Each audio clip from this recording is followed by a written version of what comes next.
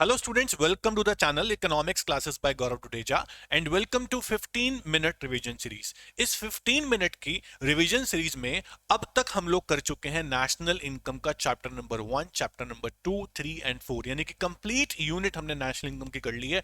40 में से हम एटलीस्ट 10 मार्क्स का तो कर चुके हैं रिवीजन, जिसमें न्यूमेरिकल और थ्योरी दोनों हमने कर ली है। आज हम करने जा रहे हैं मनी एंड बैंकिंग चैप्टर को revise.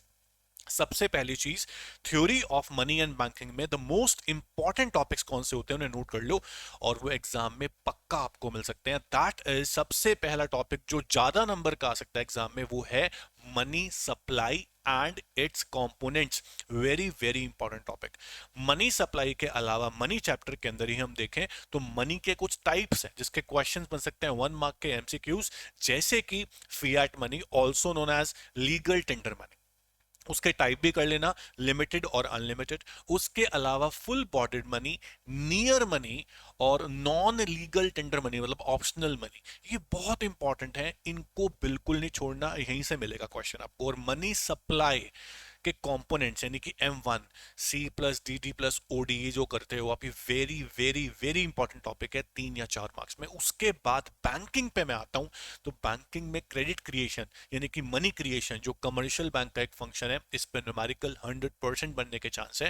And other is RBI यानी कि रिजर्व बैंक ऑफ इंडिया जो है सेंट्रल बैंक, उसके फंक्शंस को आपको एक भी नहीं छोड़ने। और जो इसमें पांचवा फंक्शन होता है कंट्रोलर ऑफ क्रेडिट मतलब मॉनेटरी पॉलिसी जो RBI की है, उस पे तो लिख लो 100% एग्जाम में पक्का क्वेश्चन आएगा वहां से आपको। तो ये टॉपिक जो बता रहा हूं ना, ये मैं ऐसे हवा में नहीं बता रहा हूं, ये सच में मोस्ट इंपॉर्टेंट टॉपिक है। एग्जाम जब आएगा तो आप देखना ये क्वेश्चन डेफिनेटली आपको मिलने वाले हैं, तो ट्रस्ट तो करना पड़ेगा बॉस। तो अब शुरू कर रहे हैं। थ्योरी ऑफ मनी को हम रिवाइज करेंगे आज 15 मिनट में और नेक्स्ट क्लास में बैंकिंग करेंगे। तो 15 मिनट के अंदर एक चैप्टर आराम से हो जाएगा थ्योरी ऑफ मनी आपका।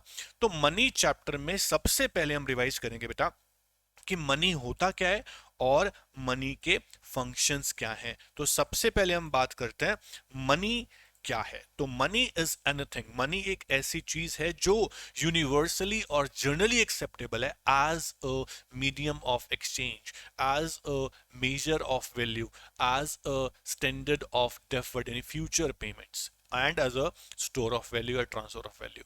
तो मनी के फंक्शन से ही मनी की डेफिनेशन बनती है। तो मनी क्या है? Money is anything which act as medium of exchange. हम कुछ भी सेल परचेज करते हैं तो मनी से करते हैं। आज आज बार्टर एक्सचेंज नहीं चलता है ना। As a measure of value, हम कुछ भी मेजर करते हैं, नापते हैं, मापते हैं, मनी से मेजर करते हैं, लाइक लीटर्स, मीटर्स, केजी हम देखते हैं। हम अगर आज कुछ बल्क में परचेज करते हैं तो हम फ्यूचर पेमेंट कर सकते हैं क्योंकि मनी है, उसे बोलते हैं स्टैंडर्ड ऑफ डेफर्ड पेमेंट्स। और हम आज कुछ वेल्थ अपनी स्टोर करना चाहते हैं तो मनी की फॉर्म में स्टोर करना ईजी है क्योंकि गुड्स नहीं है, आज गुड्स को हम स्टोर नहीं करते हैं, वेल्थ को मनी की फॉर्म में करते हैं। तो मनी के ये 4 फंक्शन से बनती है डेफिनेशन। अब मनी के जो फंक्शन है उसको ब्रॉड हम 2 कैटेगरी में डिवाइड करते हैं, primary functions and secondary functions. कई बच्चों को मिथ है, डाउट है कि सिलेबस में नहीं है, ऐसा नहीं है, सिलेबस में है, फंक्शंस आपके एग्जाम में आ सकते हैं। अभी जो लेटेस्ट आपका सिलेबस आया है वहां ये फंक्शन है। लेकिन हम जो बात करें अब प्राइमरी फंक्शन की, तो 2 फंक्शन है, मीडियम और मेजर। और जो सेकेंडरी फंक्शन है वो है store of value and standard of deferred payments. Very very important है, ठीक है। तो ये 4 फंक्शन तो करने हैं, ये ट्रांसफर ऑफ वैल्यू भले ही मत करो आप। तो अब है हमारे पास सबसे पहला फंक्शन मीडियम ऑफ एक्सचेंज।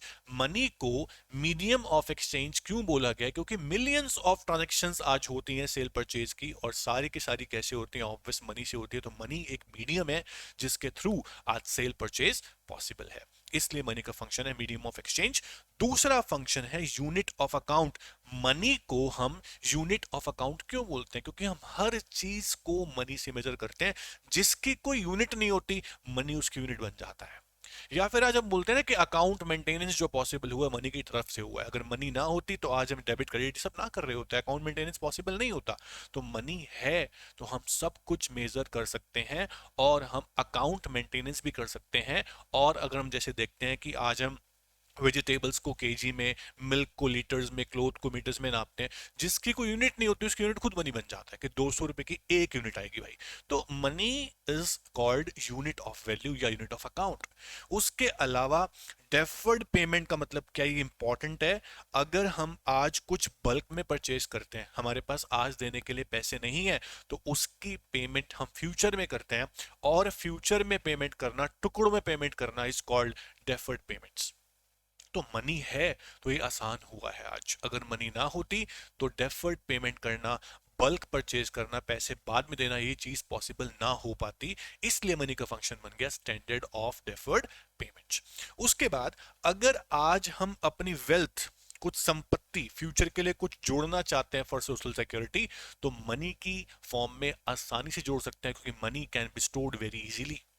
ना चोरी होने का डर। अगर आप बैंक में पैसा स्टोर करते हो, देखो गुड्स स्टोर करते थे तो बहुत दिक्कत होती थी, चोरी हो जाना, गुड्स खराब हो जाना, एनिमल्स खा जाते थे, नुकसान बहुत होता था। लेकिन मनी को, वेल्थ की फॉर्म जो हम स्टोर कर रहे हैं मनी की फॉर्म में, वो बहुत ईजी है, क्योंकि money can be stored conveniently in the banks. ठीक है, तो मनी का फंक्शन स्टोर ऑफ वैल्यू भी हो गया। अब आते हैं मनी के टाइप पे। मनी के टाइप में जो मोस्ट मोस्ट इंपॉर्टेंट टाइप है, ध्यान से सुन लो, एग्जाम में आ सकता है, credit money, legal tender money. उसके दोनों टाइप, लिमिटेड और unlimited. Non legal tender money, very very important. Near money, जो मैं मार्क कर रहा हूं ना, ये बहुत बहुत इंपॉर्टेंट है। Fiduciary money is very important. अब मैं सारे जो टाइप मैंने मार्क करे हैं आपको समझा रहा हूं बहुत अच्छे तरीके से। सबसे पहला टाइप मैंने मार्क किया है क्रेडिट मनी, जिसकी फेस वैल्यू ज्यादा हो, इंट्रिंसिक वैल्यू कम हो। सबसे पहले समझो कि इंट्रिंसिक वैल्यू होता क्या है। जिस मटेरियल से मनी बनती है उसको इंट्रिंसिक वैल्यू बोलता है। लेकिन कॉइन बना है, किसी मेटल से बना है, तो उस मेटल की वैल्यू जो है मार्केट में, वो इंट्रिंसिक वैल्यू है। लेकिन जो करेंसी के ऊपर लिखी होती है वैल्यू, वो फेस वैल्यू होती है। तो 2000 का जो नोट है, मान लो अब तो बंद हो गया, चलो 500 का जो नोट है, जो 500 के नोट के ऊपर जो 500 लिखा वो फेस वैल्यू है। लेकिन 500 के नोट का जो पेपर है उसकी वैल्यू बहुत ही कम होगी as compare to face value. तो उसको बोला गया है क्रेडिट मनी। जिसकी फेस वैल्यू ज्यादा हो, इंट्रिंसिक वैल्यू कम हो, वो क्या है, क्रेडिट मनी है। उसके बाद लीगल टेंडर मनी क्या होता है? लीगल टेंडर मनी को ही हम बोलते हैं फियाट मनी। जो गवर्नमेंट ने अपने लॉ, अपने ऑर्डर से ये बोल रखा है कि भाई यही वाली करेंसी हम जो है वैलिड रखते हैं हर ट्रांजैक्शन के लिए, पेमेंट ऑफ डेट्स के लिए, कुछ एक्सचेंज करना है, गुड सेल करनी है, परचेज करनी है, उसको बोला जाएगा लीगल टेंडर मनी। तो गवर्नमेंट ऑफ इंडिया ने इंडिया के अंदर कॉइन्स को और नोट्स को बोला है लीगल टेंडर मनी, क्योंकि ये हर कोई एक्सेप्ट कर सकता है। देखो, अब कई बच्चे बोलते हैं सर चेक लीगल नहीं है क्या? इलीगल है। मैं इलीगल नहीं बोल रहा हूँ उसको। चेक हो गया, या डिजिटल मनी हो गई आपकी, डिमांड ड्राफ्ट हो गया, है ना, बिल ऑफ एक्सचेंज हो गया, ये सब एक्सेप्ट होते हैं, लेकिन ये ऑप्शनल है। अब सोचो, कोई बहुत गरीब आदमी है, रिक्शे वाला है, चाय वाला है, मोची है, इसको आप अगर चेक दोगे, क्या वो ले पाएंगे? वो सोचेंगे क्या बोलेंगे यार वो। तो कुछ चीजें ऐसी हैं जो हर कोई एक्सेप्ट नहीं कर सकता। जो करेंसी यूनिवर्सली एक्सेप्ट हो जाए उसको गवर्नमेंट वैलिड करती है लीगल टेंडर मनी के नाम पे। जिसको लेने से कोई मना नहीं कर सकता है ना, उसे बोलते हैं लीगल टेंडर मनी। चेक मना कर सकते हैं, बिल ऑफ एक्सचेंज मना कर सकते हैं, डिमांड ड्राफ्ट मना कर सकते हैं, पेटीएम, गूगल पे, डिजिटल मनी जो है मना कर सकते हैं, लेकिन करेंसी में कॉइन्स और नोट्स को मना नहीं किया जाता। हाँ, कॉइन्स की लिमिट है, इसलिए बोलते हैं उसको limited legal tender money. Coins की लिमिट 1000 रुपए तक सीमित है। 1 रुपए के कॉइन अगर 1000 रुपए तक एक्सेप्ट कर सकते हो आप, उसके बाद आप अगर मना करोगे कर सकते हो, लेकिन 1000 से कम में आप मना नहीं कर सकते हो। लिमिटेड वैल्यू तक उसको ले सकते हो। नोट्स की तो वैल्यू इनफाइनाइट है, कितना भी आप ले सकते हैं। तो अनलिमिटेड लीगल टेंडर मनी का मतलब क्या है कि जो मनी किसी भी वैल्यू तक एक्सेप्ट हो सके, उसे कोई रिफ्यूज ना कर सके एक्सेप्ट करने से, वो है अनलिमिटेड लीगल टेंडर मनी, जिसके अंदर आता है नोट्स। और कॉइन्स किस में आएंगे? लिमिटेड लीगल टेंडर मनी, क्योंकि उसकी लिमिट है। उसको एक हद तक एक्सेप्ट करोगे, बाद में मना कर सकते हो आप। 1000 रुपए की लिमिट है। तो कॉइन्स और नोट्स जो है दोनों हैं तो लीगल, पर कॉइन्स लिमिटेड और notes unlimited legal tender money का पार्ट है। Very very important. लेकिन जो चेक है, डिमांड ड्राफ्ट है, डिजिटल मनी पेमेंट्स हैं, ये सब ऑप्शनल मनी है, इलीगल नहीं है। इसे बोलते हैं नॉन लीगल। बहुत फर्क होता है इलीगल में और नॉन लीगल में। कॉइन्स और नोट्स लीगल टेंडर मनी में आते हैं, उसके अलावा जो भी अदर मोड्स ऑफ मनी है वो सब आते हैं नॉन लीगल में, मतलब ऑप्शनल मनी में आते हैं। आपकी मर्जी, आप लेना चाहो ले सकते हो। तो नॉन लीगल टेंडर मनी को ऑप्शनल मनी भी बोलते हैं। ये बहुत इंपॉर्टेंट है, अच्छे से करना। अब नियर मनी क्या होती है? आपने देखा होगा बहुत सारी कुछ ऐसी फाइनेंशियल एसेट्स होती हैं जिनको हम बहुत कम स्पैन ऑफ टाइम में वेरी इजीली लिक्विड कर सकते हैं, मतलब मनी में कन्वर्ट कर सकते हैं। आपने देखा होगा एफडी, बॉन्ड्स, है ना, शेयर्स। तो कुछ ऐसी फाइनेंशियल एसेट्स हैं जिनको आप जल्दी से मनी में कन्वर्ट कर सकते हो। चेक, बिल ऑफ एक्सचेंज, एक साल से पहले पहले आराम से मनी में कन्वर्ट कर सकते हैं, कुछ तो एक दिन में भी कन्वर्ट कर सकते हैं। तो उन्हें बोलते हैं नियर मनी। तो डेफिनेशन पढ़ते हैं।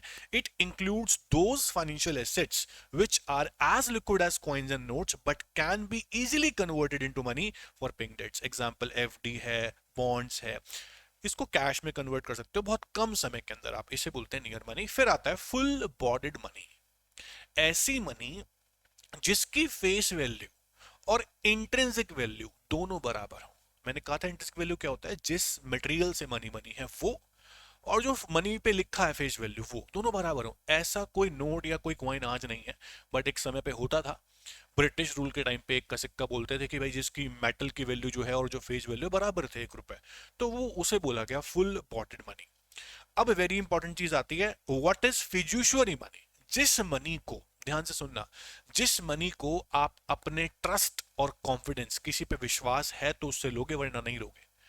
चेक एक ऐसी चीज है जिसको मैं विश्वास पे लेता हूं, जिसको जानता हूं उससे लेता हूं। मैं अननोन बंदे से चेक लूंगा और उसके अकाउंट में पैसे ना हुए, फिर चेक तो बाउंस हो जाएगा, उसने पेमेंट स्टॉप करा दी। फिर मैं जिसको जानता हूं, जिस पे ट्रस्ट है, जिस पे कॉन्फिडेंस है, मैं उससे मनी लेता हूं, वो चेक जो है वो फिड्यूशियरी मनी में आएगा। क्योंकि आप चेक को हमेशा ट्रस्ट पे लेते हो। कभी देखा नहीं होगा आपने कि अननोन बंदे से कोई चेक ले रहे हो, जानता है उससे ही आप चेक लेते हो, यहाँ भी पैसा आ जाएगा, सेफ है ना।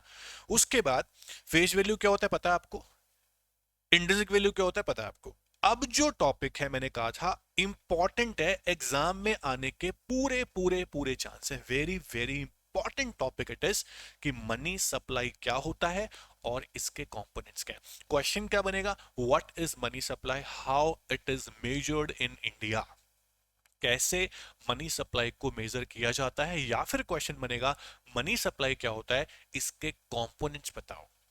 तो मनी सप्लाई को मेजर करने के लिए वैसे तो हमारे पास 4 टूल्स होते हैं, M1, M2, M3, M4, लेकिन आपके सिलेबस में एक बहुत नैरो सा टूल है जो है M1। तो आपको सिर्फ M1 समझाना है। मनी सप्लाई को मेजर करने का पहला टूल दैट इज M1। तो इंडिया में मनी सप्लाई को M1 से मेजर कर रहे हैं। अभी हम नैरो कॉन्सेप्ट है, M3 से भी करते हैं, बट M1 से हम करने जा रहे हैं अपने सिलेबस के अंदर। तो M1 अगर पेपर में आया तो क्या है M1? M1 एक टूल है जिसके थ्रू आप मनी सप्लाई को मेजर करते हो। अगर कंपोनेंट भी आ गए मनी सप्लाई के, तो मनी सप्लाई का मतलब क्या है पहले समझ लो भाई, फिर कंपोनेंट समझ में आ जाएंगे अपने आप आपको। मनी सप्लाई का मतलब, कान खोल के सुनना, money supply refers to the amount of money held by public. Now what is public?